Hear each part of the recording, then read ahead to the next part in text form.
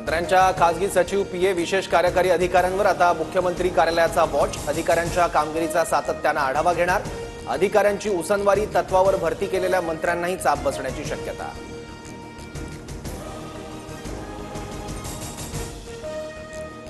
महाराष्ट्रातील नगरपालिका महापालिका निवडणुकांबाबत सर्वोच्च न्यायालयात आज सुनावणी। पालिका निवडणुकांचा मार्ग मोकळा होणार की लांबणीवर जाणार याकडे लक्ष।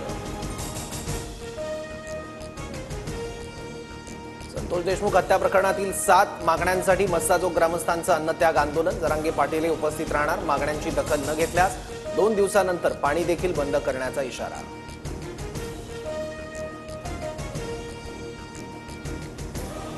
नीलम गोरे 2 दिवसात पत्रकार परिषद घेणार। गोरेंनी मातोश्रीवर केलेल्या आरोपानंतर टीकेची झोड। पत्रकार परिषद घेऊन गोरे आरोपांवर उत्तर देणार।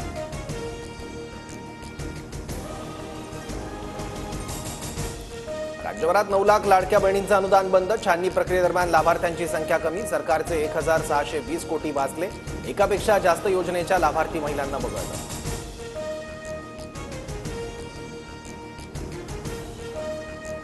एकनाथ शिंदेंनी सुरू केलेल्या योजना बंद होणार नाहीत, मात्र यापुढे नवीन योजना सुरू करता येणार नाही। मंत्री प्रताप सरनाईकांचं वक्तव्य।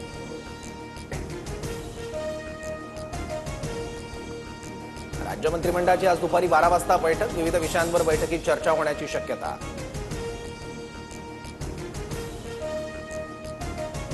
भारताच्या विजयानंतर मालवणमध्ये परप्रांतीयांकडून पाकिस्तानच्या समर्थनात घोषणा। परप्रांतीय भंगार व्यावसायिकाच्या घोषणेनंतर स्थानिक आक्रमक। प्रशासनाकडून व्यावसायिकाच्या दुकानावर तोडक कारवाई। जीबीएस बाधितांचा आकडा वाढताच नागपुरात 2 नव्या रुग्णांची नोंद। राज्यातील एकूण रुग्णसंख्या 218वर। आतापर्यंत 11 जणांचा मृत्यू झाल्याची माहिती।